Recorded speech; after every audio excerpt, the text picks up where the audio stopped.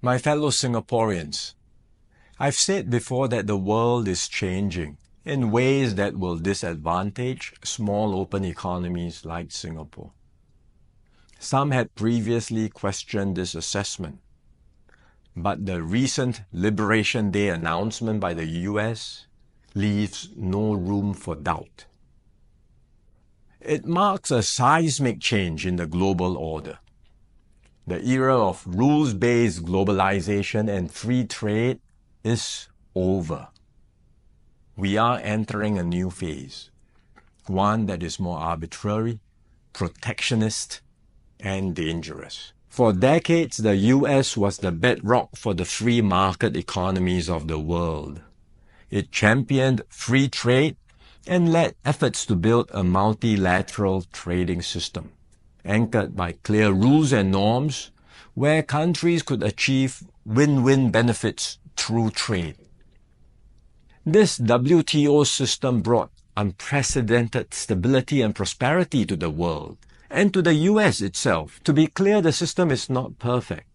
Singapore and many others have long called for reform, to update the rules and to make the system better. But what the US is doing now is not reform. It is abandoning the entire system it had created. Its new approach of reciprocal tariffs, country by country, is a complete rejection of the WTO framework. The US has placed Singapore in the lowest base tier with a tariff of 10%. So the direct impact on us may be limited for now, but there are wider and more profound consequences. If other countries adopt the same approach as the US, abandoning the WTO and trading only on their own preferred terms country by country, it will spell trouble for all nations, especially small ones like Singapore. We risk being squeezed out, marginalized, and left behind. We can also expect a strong global response to America's tariffs. Singapore has decided not to impose retaliatory tariffs, but other countries may not exercise the same restraint. The likelihood of a full-blown global trade war is growing.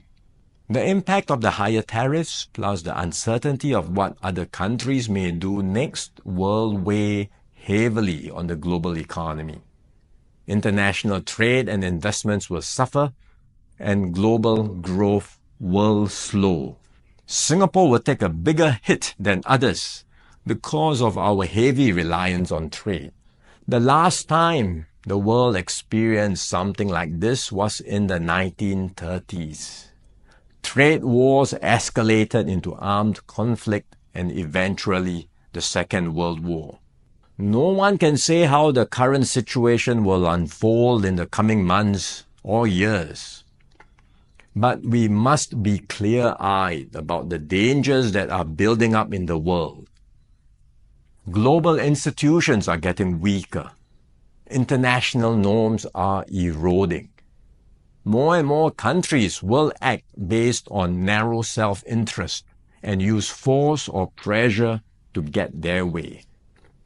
This is the harsh reality of our world today. We will stay vigilant.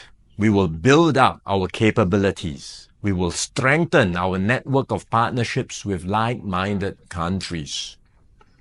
We are more ready than many other countries with our reserves, our cohesion, and our resolve. But we must brace ourselves for more shocks to come. The global calm and stability we once knew will not return anytime soon. We cannot expect that the rules which protected small states will still hold. I'm sharing this with you so that we can all be mentally prepared, so that we will not be caught off guard. Let us not be lulled into complacency. The risks are real and the stakes are high. The road ahead will be harder.